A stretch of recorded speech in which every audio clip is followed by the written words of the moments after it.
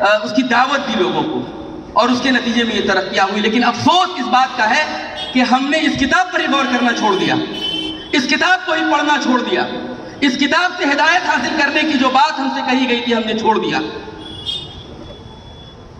ہم جب تک قرآن کے ٹریک پر تھے، جب تک ہم قرآن کے راستے پر تھے تو وہ زمانے میں معزز تھے مسلمان ہو کر، اور جیسے ہی ہم نے اپنے ٹریک کو چینج کیا، جیسے ہم نے اپنے راستے کو تبدیل کیا تو وہ تم خار ہوئے تاریخ پورا ہو کر. آج جن حالات سے ہم گزر رہے ہیں اس کی بنیادی وجہ یہ ہے کہ کتاب الہی سے ہم دور ہیں. یہ کتاب الہی جو ہے اس سے ہمارا رشتہ ٹوٹ چکا ہے. محض ہم نے اس کتاب کو مردوں کی مغفرت کے لیے مخصوص کر دیا ہے کہ اگر کسی کا انتقال ہوتا ہے تو 3 دن کے بعد یا 4 دن کے بعد یا پھر 40 دن کے بعد اس کتاب کو پڑھیں گے اور مردوں کی مغفرت کی دعا کریں گے. یا پھر شعبان کی 15ویں شب آئے گی تو اس دن اپنے محلے میں قرآن کی محفلیں سجائیں گے. یا پھر رمضان کا مہینہ آئے گا تو پھر اس قرآن کو ہم پڑھیں گے، یہ تراویح میں سنیں گے.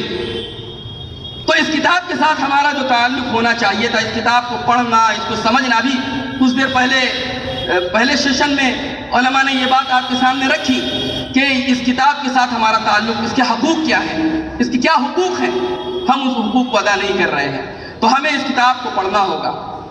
یہ کتاب کہتی ہے کہ لقد یسرنا القرآن للذکر فہل من مدکر. یہ قرآن آسان ہے نصیحت کے لیے، تو ہے کوئی نصیحت حاصل کرے.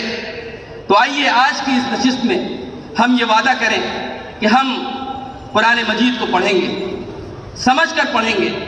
ترجمے دستیاب ہیں.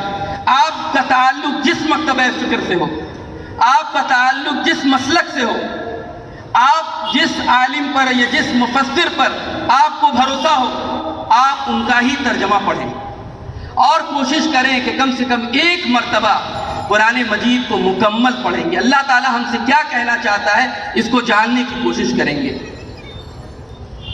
دنیا کی تمام کتابوں کو ہم پڑھتے ہیں سمجھ کر، لیکن اس کتاب کے ساتھ ہمارا تعلق یہ ہے کہ اس کتاب کو ہم بغیر سمجھے پڑھتے ہیں.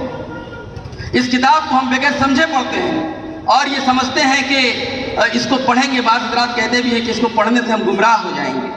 یہ کتاب کہہ رہی ہے کہ بھائی اس سے پڑھنے کے بعد تمہیں فلاح نصیب ہوگی، یہ کتاب تمہیں عروج عطا کرے گی، اس کتاب پر عمل کے نتیجے میں تمہیں خوف اور کوئی غم نہیں ہوگا. فمن تبع ہدایا فلا خوف علیہم ولا هم یحزنون.